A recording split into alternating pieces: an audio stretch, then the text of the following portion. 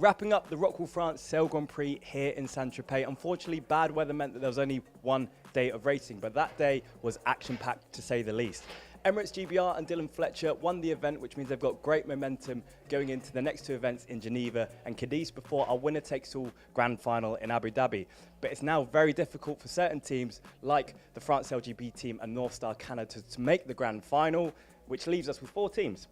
Los Gallos of Spain, the New Zealand Black Foils, the Australia Bonds Flying Roos and Emirates GBR. Lisa, it's been an incredible event for GBR, right?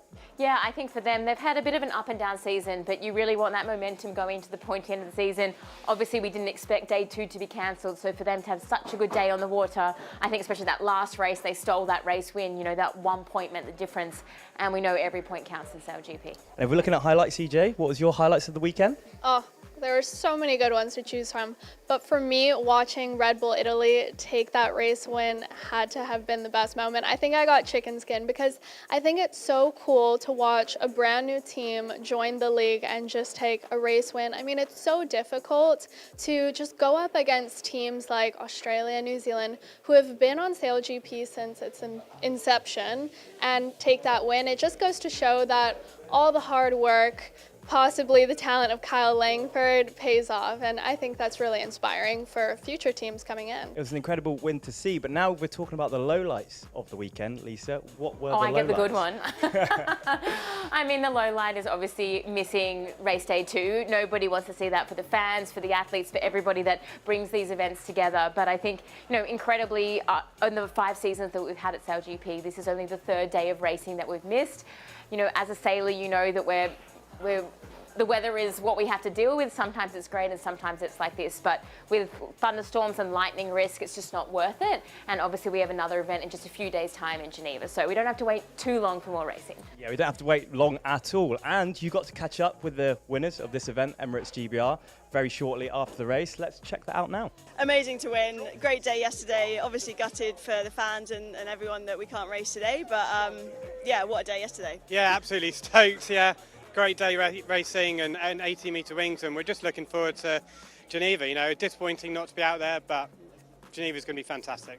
Oh, for sure, yeah. I think to be in the mix with the top 3, you know, there's 4 of us super tight on points, and I think the last three events, anything's gonna happen, and to be in the mix, I think, is all we kind of hope for at the start of the season. So yeah, we're excited for the rest of it. Oh, they've done brilliantly. I mean, it's been an up and down season, as it has been for all of the teams. But the last couple of events, Germany with the setback, with the crash, coming back from that, and then sailing, you know, just brilliantly yesterday in pretty tricky conditions.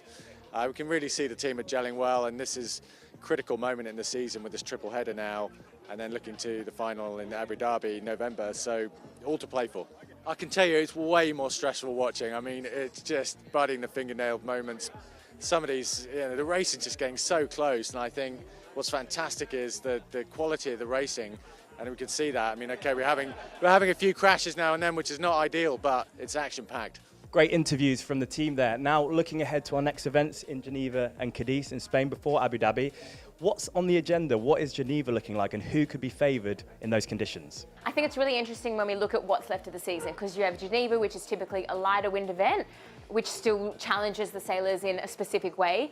And, you know, that might suit teams more like Spain and Emirates Great Britain, if we're looking at the top 4. Then we go to Cadiz, we're in the Atlantic Ocean, we have waves, we have wind, hopefully, you know, Black Foils, Bonds Flying Roos. I think for them, you know, they love those sort of difficult conditions. So it's going to get tight in the top 4. And it's hotting up with the rivalries, CJ. Obviously, at the top there, you have the Bonds Flying Roos and the Black Foils. Who are you favouring going into those last 2 events? Oh, that's a really difficult question. Both of the teams are so strong in what Lisa said are those tricky, wavy, breezy conditions, but I think I'll have to put my money on the Bonds Flying Roos. Bonds Flying Roos. Okay, you've heard it here first. And with momentum is a key part of what's going on here at SailGP, and Emirates GBR coming off hot off a win this weekend. Are they looking strong going into the next event in Geneva? I think Emirates Great Britain will do really well in Geneva. I think if we look at the events that they've done well so far this season, especially when it's like quite tricky, quite erratic, I've said this many times, but I think this relationship between Hannah Mills, multiple Olympic medalist, Dylan Fletcher as well as the driver, he trusts Hannah so much. So when you're in conditions where you're trying to find wind to be able to, overtake and things like that, they've just seemed to have it really dialed in, and that partnership I think is something that is really valuable for that team. Coming off the win here and things like that, I just think that team is looking really good right now. And with Los Gallos of Spain being a bit of an outside pick, what event do you think is going to favour them the most, and where could they really chip away at that third place position? I think going into Cadiz, Los Gallos always will perform well. I mean, that's their home venue. They've got their friends and family out there supporting them, and it could be pretty breezy and wavy, and I think it could suit their team really well. Home advantage isn't always a pro though, because as you see, we're here in France and we are stuck inside on day 2 of racing, and the French team have not made the grand final potentially at this point. Yeah, I mean, it's super tough. I think nobody expected us to be sitting in the Société Nautique de Saint-Tropez instead of out there on the water with racing on day 2. So, it was a really tough day for the French team out on the water yesterday. But to be honest, it was a tough day for everybody.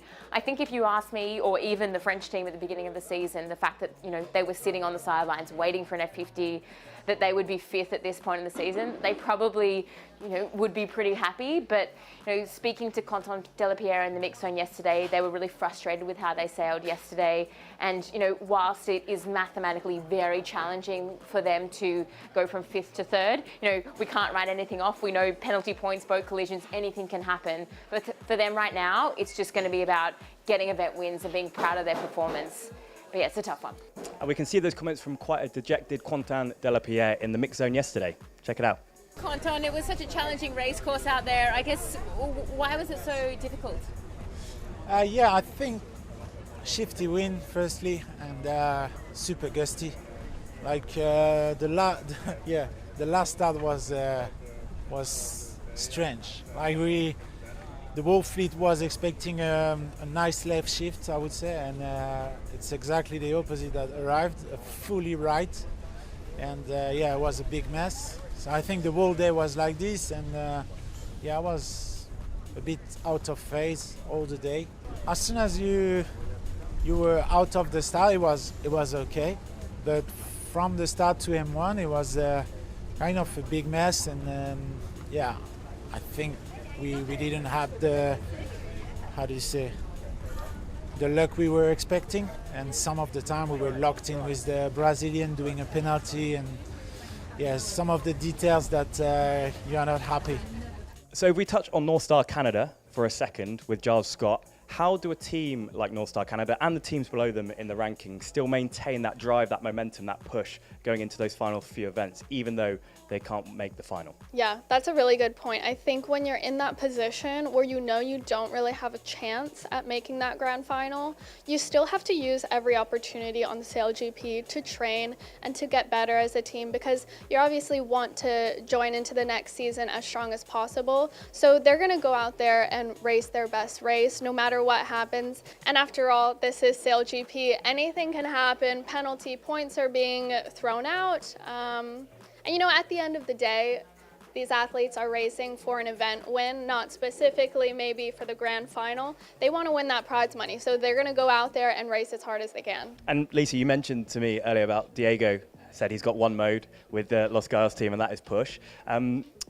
Talk to me about athletes and their mindset. Yeah, it's quite interesting. So if you look at the Spanish team, they're a couple of points outside of the top 3. Obviously, you need to be in the top 3 to make that grand final. So with that points gap below him, he's got nothing to really lose. So they're going to be going out there. They're going to be playing maybe a more high-risk game, pushing a little bit harder because, they've got to do something to close the points gap. Whereas then you look at, the top 3, they're really close on points. It doesn't really matter if you're 1, 2, or 3. You just have to lock your spot there. So there might be a little bit more of a conservative game playing there, but when you've got 12 boats on a racetrack, it is kind of hard to do that. I do expect a few little games to be played, but being the Spanish, it's all in right now. We saw some of the rivalry hotting up yesterday between the Black Foils and the Bonds Flying Roos around that mark rounding. Do you think we're going to see more of that to come? I just think that's how they race, whether it's racing for the grand final or racing for position on a turn up. But I think what is interesting is to see what teams actually play spoiler, because it's great to have beat you know, if you're New Zealand, you want to beat Australia, great, you can get a point. But if you throw the teams that are 7th to 10th in there and they're starting to create a points gap, that's when you have real problems. So you don't want to have any enemies out there. You want people to be your friend. Of course, yeah. Oh, well, you always want people to be your friend. And CJ, you are someone that's been on an F50. You've experienced what the training is like, what the seasons are like. Do you think that now the pressure is off for some of these teams? They can use that time for training and development of their team? I mean, obviously on SailGP, you use whatever time you have to the most. And all of them, I think, when they enter a race weekend, it's all about racing and trying to get to be the best team possible. I don't think any team has fully given up on their season, per se. So I think they're just going to go out there and race as hard as they can. Winning mentality. Yeah, the other thing is like, okay, maybe they can't get into the top 3, but you know, they still want to be as far up the leaderboard as possible. I mean, you know, it's kind of like that midfield race, and I think that's the thing when you have sponsors, when you have all these commercial obligations, you still want to show, okay, we're improving, or okay, well, our momentum's going up, we're going to be there next season. The season hotting up, we're getting towards the end, which means momentum is key, conditions are key. What do you think about Geneva?